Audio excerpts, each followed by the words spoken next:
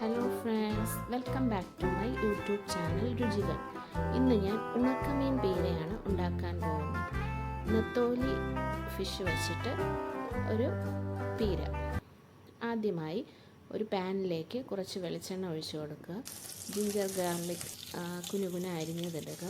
കറി leaves ഇതെല്ലാം എന്നിട്ട് സവാളയും ഇട്ട് നല്ലോണം വഴറ്റുക. ഉപ്പും ആവശ്യത്തിന് ചേർത്ത് കൊടുക്കാം.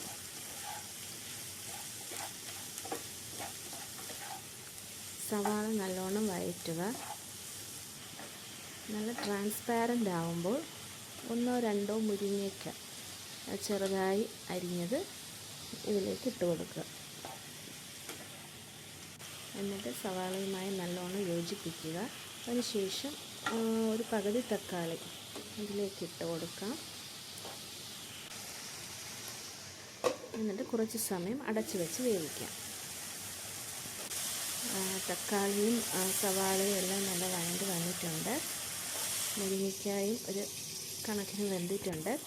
ഇനി ഇതിലേക്ക് നന്നായി കഴുകി വൃത്തിയാക്കി വെച്ച് ഉണക്കമീൻ, നെത്തോലി മീനാണ് ഞാനിവിടെ എടുത്തേക്കുന്നത്, അത് ആഡ് ചെയ്ത് കൊടുക്കാം. എന്നിട്ട് സവാളയും തക്കാളിയുമായിട്ടൊക്കെ നല്ലോണം യോജിപ്പിച്ച് ചേർക്കാം. ഇനി ഇതിലേക്കുള്ള മസാല റെഡിയാക്കാനായിട്ട് കുറച്ച് തേങ്ങ ചിരകിയതിലേക്ക് മഞ്ഞൾപ്പൊടിയും മല്ലിപ്പൊടിയും മുളക് പൊടിയും ചേർത്ത് നല്ലോണം മിക്സ് ചെയ്യുക.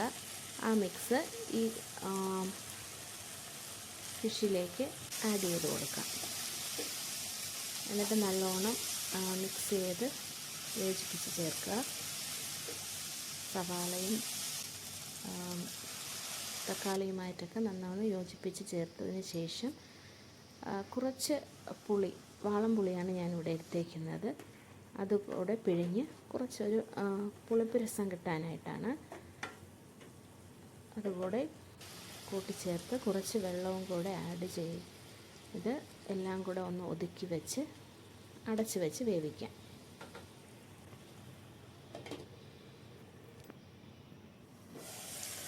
ഇതാ നമ്മുടെ പീര ഏകദേശം റെഡിയായി വന്നിട്ടുണ്ട്.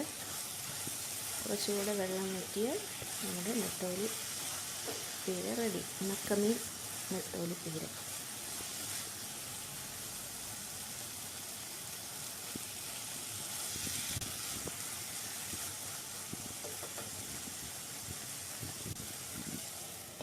ഒരു 5 മിനിറ്റ് കൂടെ വേവിച്ച് കഴിയുമ്പോൾ നമ്മുടെ തോരൻ റെഡിയായിട്ടുണ്ട്.